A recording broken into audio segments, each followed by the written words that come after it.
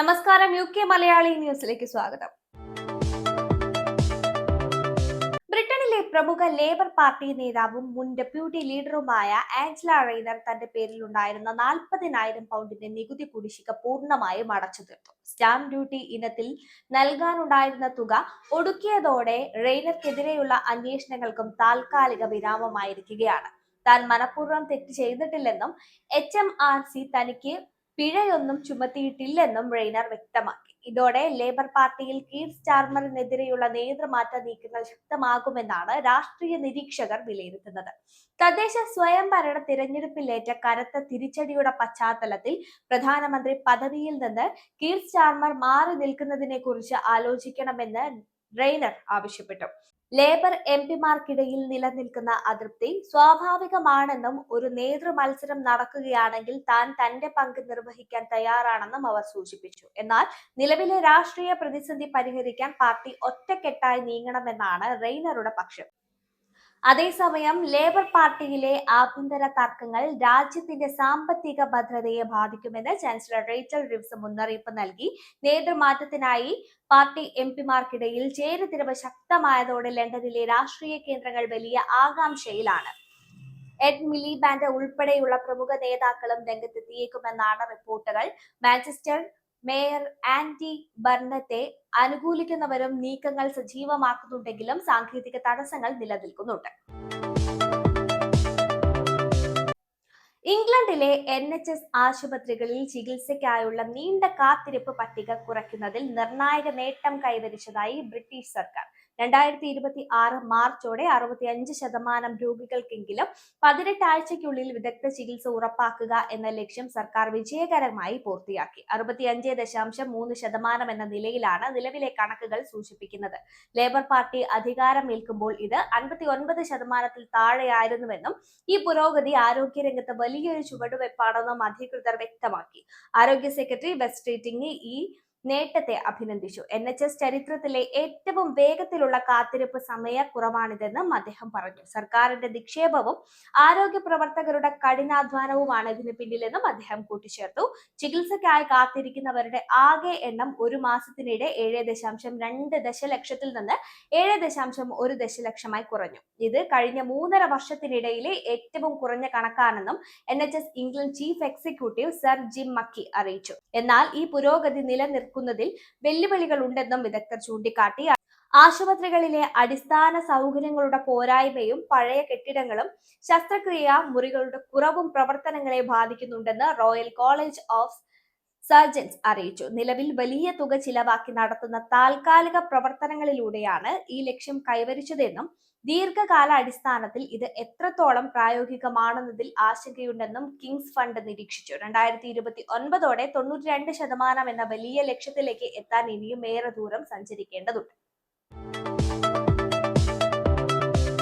ബ്രിട്ടനിൽ universal credit ആനുകൂല്യങ്ങൾ കൈപ്പറ്റുന്നവരുടെ എണ്ണം എക്കാലത്തെയും ഉയർന്ന നിരക്കായ 8.3 മില്യണിലെത്തിയത് ലേബർ സർക്കാരിന് വൻ വെല്ലുവിളിയാകുന്നു. ജനങ്ങളെ തൊഴിൽ മേഖലയിലേക്ക് തിരികെ എത്തിക്കാനുള്ള സർക്കാർ ശ്രമങ്ങൾക്കിടയിലാണ് ബെനിഫിറ്റ് സ്കീം ചെയ്യുന്നവരുടെ എണ്ണത്തിൽ ഈ റെക്കോർഡ് വർധനവ് രേഖപ്പെടുത്തിയിരിക്കുന്നത്. രാജ്യത്തെ ജനസംഖ്യയിൽ വലിയൊരു വിഭാഗം തൊഴിൽ ചെയ്യുന്നതിനേക്കാൾ സർക്കാർ ആനുകൂല്യങ്ങളെ ആശ്രയിച്ച് കഴിയുന്നവരാണെന്ന് താല്പര്യമെന്നത് പുതിയ കണക്കുകൾ സൂചിപ്പിക്കുന്നു. കഴിഞ്ഞ 12 മാസത്തിനിടെ മാത്രം ആനുകൂല്യങ്ങൾക്കായി അപേക്ഷിച്ചവരുടെ എണ്ണത്തിൽ 8 ലക്ഷത്തിലധികം വർധനവാണ് ഉണ്ടായിരിക്കുന്നത്. 2025 ഫെബ്രുവരിയിൽ 7.5 മില്യൺ ആയിരുന്ന ഗുണഭോക്താക്കളുടെ എണ്ണം 2026 ആയപ്പോഴേക്കും 8 മില്യൺ കടക്കുകയായിരുന്നു. ഇതോടെ രാജ്യത്തെ വെൽഫെയർ ബജറ്റിൽ വലിയ സാമ്പത്തിക ബാധ്യതയാണ് വന്നിരിക്കുന്നത്.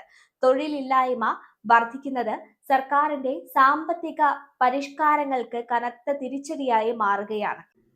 ആനുകൂല്യം നേടുന്നവരുടെ എണ്ണം കുതിച്ചുയരുമ്പോഴും ജോലിയുള്ളവരുടെ എണ്ണത്തിൽ വലിയ ഇടിവാണ് രേഖപ്പെടുത്തിയിരിക്കുന്നത്.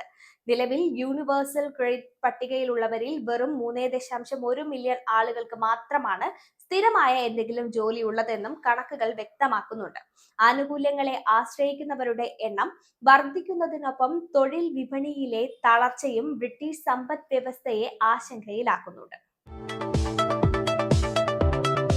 ഇറാൻ യുദ്ധം ആഗോളതലത്തിൽ വലിയ പ്രതിസന്ധികൾ സൃഷ്ടിക്കുന്നതിനിടയിലും ബ്രിട്ടീഷ് സമ്പദ് വ്യവസ്ഥയിൽ അപ്രതീക്ഷിത വളർച്ച രേഖപ്പെടുത്തി. മാർച്ചിലെ കണക്കുകൾ പ്രകാരം 0.3% വർധനവാണ് രാജ്യം കൈവരിച്ചത്. സാമ്പത്തിക വിദഗ്ധർ ചെറിയ തോതിലുള്ള ഇടിവ് പ്രഖ്യാപിച്ചിരുന്ന സ്ഥാനത്താണ് ഈ മുന്നേറ്റം എന്നത് ശ്രദ്ധേയമാണ്.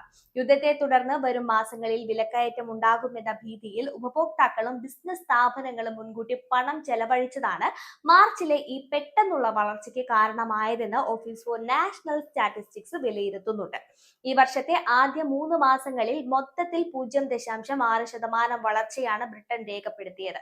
ഇത് G7 രാജ്യങ്ങളിൽ തന്നെ ഏറ്റവും ഉയർന്ന നിരക്കാണ്. റീറ്റെയിൽ നിർമ്മാണ മേഖലയിലെ ഉണർവാണ് ഈ നേട്ടത്തിന് കരുത്തായത്. ഇന്ധനവില കുതിച്ചുയർന്നതോടെ വാഹന ഉടമകൾ മുൻകൂട്ടി ഇന്ധനം സംഭരിക്കുകയും പലരും ഇലക്ട്രിക് വാഹനങ്ങളിലേക്ക് മാറാൻ താൽപര്യം പ്രകടിപ്പിക്കുകയും ചെയ്തതായി റിപ്പോർട്ടുകൾ സൂചിപ്പിക്കുന്നു. ഗവൺമെന്റിന്റെ സാമ്പത്തിക പ്ലാൻ ശരിയായ ദിശയിലാണെന്ന് ചാൻസലർ റേച്ചൽ റിവ്സ് അവകാശപ്പെടുമ്പോഴും ലേബർ പാർട്ടിയിലെ നേതൃമാറ്റ തർക്കങ്ങൾ രാജ്യത്തെ അസ്ഥിരപ്പെടുത്തുമെന്നും അവർ മുന്നറിയിപ്പ് നൽകി. എങ്കിലും ഈ വളർച്ചാ നിരക്ക് താൽക്കാലികം മാത്രമാണെന്ന ആശങ്കയാണ് സാമ്പത്തിക വിദഗ്ധർ പങ്കുവെക്കുന്നത്. ഇറാൻ യുദ്ധത്തിന്റെ യഥാർത്ഥ പ്രത്യാഘാതങ്ങൾ ഏപ്രിൽ മുതൽ ജൂൺ വരെയുള്ള മാസങ്ങളിൽ ദൃശ്യമാകുമെന്നും പെട്രോൾ, ഊർജം, ഭക്ഷ്യവസ്തുക്കൾ എന്നിവയുടെ വില വർദ്ധിക്കുന്നത് സാധാരണക്കാരുടെ ജീവിതത്തെ സാരമായി ബാധിക്കുമെന്നും വിദഗ്ധർ ചൂണ്ടിക്കാട്ടുന്നുണ്ട്.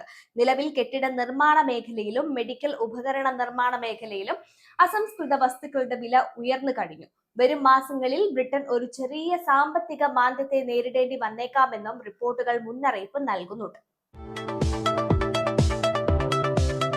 ബ്രിട്ടനിലെ പ്രശസ്തമായ ബ്രൈറ്റർ ബീച്ചിന് സമീപം കടലിൽ 3 യുവതികളെ മരിച്ച നിലയിൽ കണ്ടെത്തിയ സംഭവം പ്രവാസി മലയാളി സമൂഹത്തെയും പ്രാദേശിക നിവാസികളെയും ഒരുപോലെ ഞെട്ടിച്ചിരിക്കുകയാണ്. ബുധനാഴ്ച പുലർച്ചെ ബ്ലാക്ക് റോക്ക് പാർക്കിന് സമീപമുള്ള കടൽ മേഖലയിലാണ് മൃതദേഹങ്ങൾ കണ്ടെത്തിയത്.